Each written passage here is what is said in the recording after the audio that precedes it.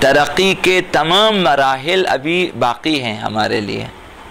हम जो आवाम हैं, हम जो आम इंसान हैं और जिस मुआशरे में हम रहते हैं, यहाँ पे वो माहौल, वो फ़ज़ा मौजूद नहीं है कि बहुत जल्द तरक्की कर सकें।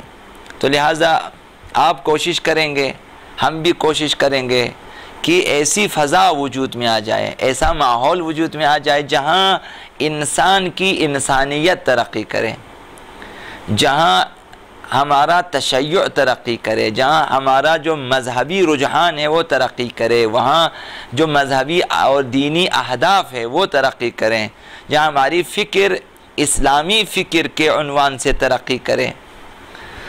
तो रमज़ान मुबारक में ये फ़ज़ा मौजूद है, ये माहौल मौजूद है, ये तौफ़ीक़ मौजूद है और वो हाल हवा मौजूद है। तो जो लोग रमज़ान मुबारक में अगर मेहनत करें किसी हद तक, तो किसी हद तक मानवियत की तरफ जो हैं जा सकते हैं और काम कर सकते हैं। तो लिहाजा जो चीज़ लाज़िमी है हर इबादत में वो ये है कि अहकाम शरिया के मुताबिक हो। फिर उसके बाद बाकी जो मदारिज हैं वो उसके बाद के मराहिल हैं। अगर इब्तिदा में जो अहकाम शरिया हैं वो अमाल की दुरुस्तगी के लिए ज़रूरी है, अमाल दुरुस्त हो जाएं, उसके बाद जो है बाकी तरक्की आसान है, बुनियाद फराहम हो जाए, वो भी दुरुस्त बुनियाद। लेकिन अगर बुनियाद ख़राब हो, नादुरुस्त हो, तो फिर जो हैं बाकी सारी चीज़ें इसी तरह से हैं, तो आप बाकी तरक्की की गुंजाइश नहीं, बाकी इंसान सुकूत की तरफ, गिराव की तरफ, तनज़ुल की तरफ सफ़र करता है। खिश्त अव्वल चुन्नहद मेमार कज तासुरैया मेरा व दीवार, तो ये जो दीवार तासुरैया भी अगर आप चढ़ाएं वो कज जाएगी, टेढ़ी हो जाएगी, तो आखिर उसका अंजाम हतमन गिरना है। तो लिहाजा फिर सुकूत की तरफ है। जिस कदर आप ईंटें चढ़ाएं, चूँकि बुनियाद में खिश्त अव्वल को, बुनियाद को आपने जो है वो टेढ़ी रख दी है, तो इसके बाद जिस कदर आप दीवार चढ़ाएं सुकूत की तरफ है, वो तनज़ुल की तरफ है, उसने गिरना है, उसकी किस्मत में गिरना है। तो लिहाजा हम जो ईमानदार होने के उन्वान से, शिया होने के उन्वान से, मुसलमान होने के उन्वान से चाहते हैं कि अपने मज़हब में, अपनी मानवियत में, अपने बातिन में, अपनी हकीकत में और अपनी इलाहियात में, अपने ईमानियात में तरक्की करें, ज़रूरी है कि हम खिश्त अव्वल को दुरुस्त रख लें। तो ये है कि हम अहकाम शरिया के पाबंद हो जाएं, मुख्तसर नमाज पढ़ें लेकिन दुरुस्त पढ़ें, मुख्तसर रोज़ा दुरुस्त होना चाहिए, बाकी मुस्तहब्बात इसके बग़ैर न काबिल कबूल हैं, न इंसान के लिए तरक्की के असबाब बनेंगे, बेकार हो जाएंगे वो। तो लिहाजा अहकाम शरिया पे खुसूसी तवज्जो दें, चूँकि हम इन्हीं इबादतों के ज़रिए तरक्की करना चाहते हैं। लिहाजा अहकाम शरिया ज़रूरी हैं। तो इब्तिदा में हम 2-3 मसले इंशाअल्लाह अज़ीज़ हमेशा अर्ज़ करेंगे, उसके बाद आगे जो तरक्की के मराहिल के तहज़ीब नफ्स के हवाले से, तक़वा के हवाले से और ख़िदमत खल्क़ के हवाले से, ख़िदमत दीन और मज़हब के हवाले से बात करेंगे। तो आज के लिए मसला ये है कि अगर रोज़ादार अपनी रोज़ादार बीवी से इज़्दिवाजी ताल्लुक़ात कायम करे रोज़े की हालत में, ज़बरदस्ती, बीवी राज़ी नहीं है लेकिन शौहर उसे मजबूर कर दे और इज़्दिवाजी ताल्लुक़ात कायम करे, तो उस शौहर पर अपना कफ़ारा भी वाजिब है और अपनी बीवी का कफ़ारा भी वाजिब है। अब ये शौहर जो हैं अपना एक रोज़ा क़ज़ाई, चूँकि उसका रोज़ा बातिल हुआ, रमज़ान मुबारक के बाद एक रोज़ा क़ज़ाई रोज़ा क़ज़ा के उन्वान से रखेगा, फिर 60 दिन रोज़ा, 60 दिन का रोज़ा उसने रखना है कफ़ारे के उन्वान से, फिर 60 दिन रोज़ा रखना है बीवी के कफ़ारे के उन्वान से, यानी 4 महीने उसने रोज़ा रखना है कफ़ारे के उन्वान से और एक दिन अपना क़ज़ाई। ये उस सूरत में है कि जब जो है बीवी इज़्दिवाजी ताल्लुक़ात कायम करने पर रोज़े की वजह से राज़ी ना हो और शौहर उसे मजबूर कर दे। अब दूसरी सूरत इसी इज़्दिवाजी ताल्लुक़ात के हवाले से कि अगर बीवी खुद से राज़ी थी, बीवी भी रोज़ादार है, शौहर भी रोज़ादार है, लेकिन दोनों राज़ी हो गए इज़्दिवाजी ताल्लुकात रोज़े की हालत में कायम करने पर, तो दोनों का रोज़ा बातिल, दोनों पर अपना अपना कफ़ारा वाजिब है। अब शौहर एक दिन अपना रोज़ा क़ज़ाई रखें, बीवी भी एक दिन अपने जो क़ज़ाई रोज़ा है वो रखें, फिर शौहर भी जो है 2 महीना कफ़ारे का रोज़ा रखें, बीवी भी 2 महीने के कफ़ारे का रोज़ा रखें, बीवी अपना कफ़ारा अदा करें, शौहर अपना कफ़ारा अदा करें। ये उस सूरत में है कि जब बीवी ख़ुद से पहले से ही राज़ी हो इज़्दिवाजी ताल्लुकात पे। तीसरी सूरत इसमें यह है कि इब्तिदाअन शौहर ज़बरदस्ती करे इज़्दिवाजी ताल्लुकात कायम करने पर, इब्तिदाअन बीवी राज़ी ना हो, लेकिन दरमियान में बीवी भी राज़ी हो जाए, पहले बीवी राज़ी न थी और बाद में वो दरमियान में जो है राज़ी हो जाए, तो इस सूरत में दौरान ने इज़्दिवाजी ताल्लुकात बीवी राज़ी हो गई है, तो अब शौहर के ऊपर 2 कफ़ारे हैं, बीवी के ऊपर 1 कफ़ारा है। अब शौहर ने जो है एक दिन क़ज़ाई 4 महीने कफ़ारे का रोज़ा, 2 महीना अपना 2 महीना बीवी का, 2 कफ़ारे उसके ऊपर है और बीवी के ऊपर 1 कफ़ारा है, तो बीवी ने 1 रोज़ा क़ज़ाई रखना है और 2 महीने कफ़ारे के रोज़े उसने रखने हैं। ये इज़्दिवाजी ताल्लुकात के हवाले से। अभी चौथी सूरत भी है इसमें, इसी इज़्दिवाजी ताल्लुकात चौथी सूरत है कि बीवी शौहर को मजबूर कर दे। शौहर भी रोज़ादार है, बीवी भी रोज़ादार, बीवी ने शौहर को मजबूर कर दिया कि इज़्दिवाजी ताल्लुकात कायम करे। अब मजबूरन शौहर ने इज़्दिवाजी ताल्लुकात कायम किया, तो इस सूरत में बीवी पर 1 कफ़ारा अपना वाजिब है, शौहर पर कोई कफ़ारा वाजिब नहीं है।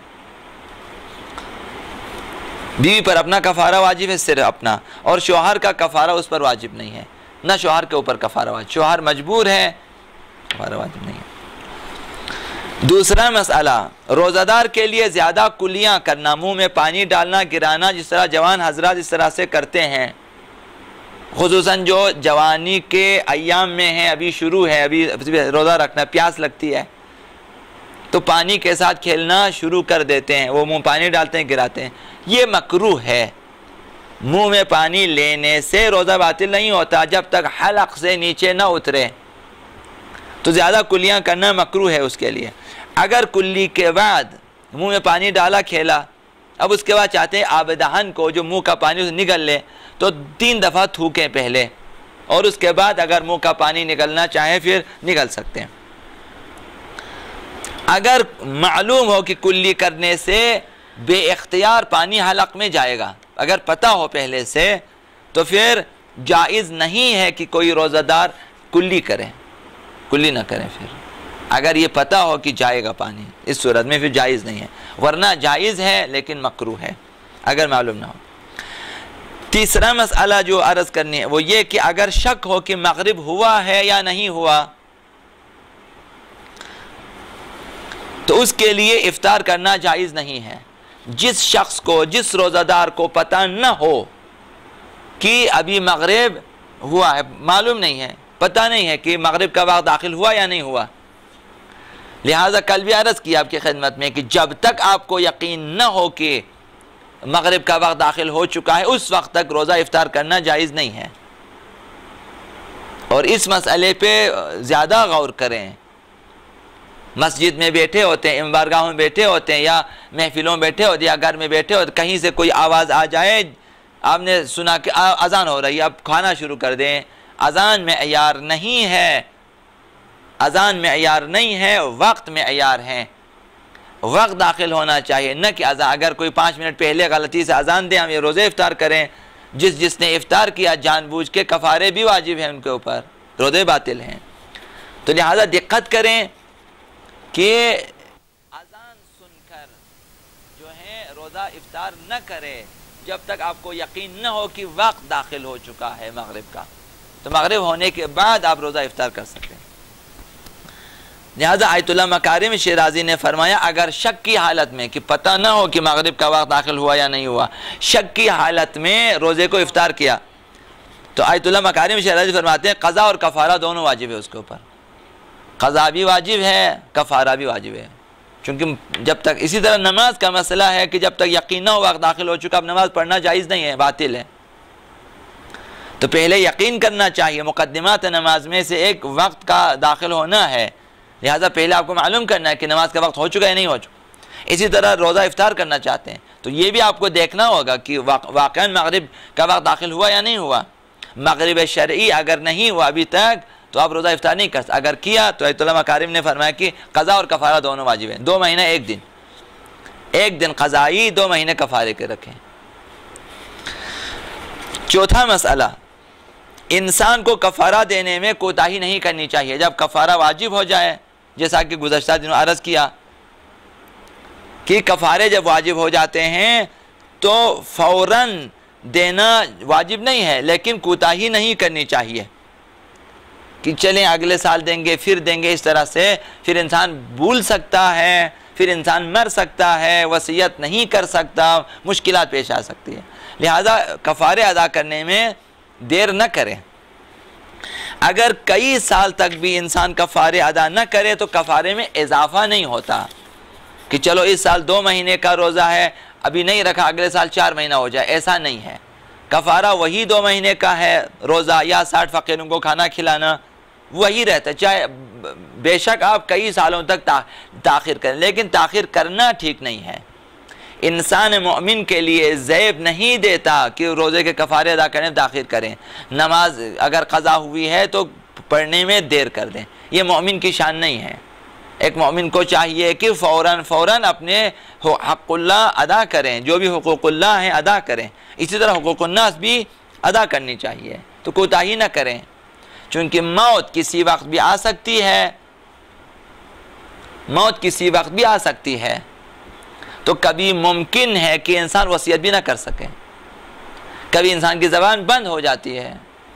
तो जितने दैन है हुकूकुल्लाह हुकूकुन्नास इंसान की गर्दन पे, औलाद को मालूम ही नहीं है, और बाद में मुमकिन है कि औलाद अदा करे या ना करें, तो कोशिश करें हम खुद ही अदा करके जाएं। बेहतर ये है दूसरों के लिए कर्जा छोड़ के ना जाएं, हम खुद अदा करके जाएं।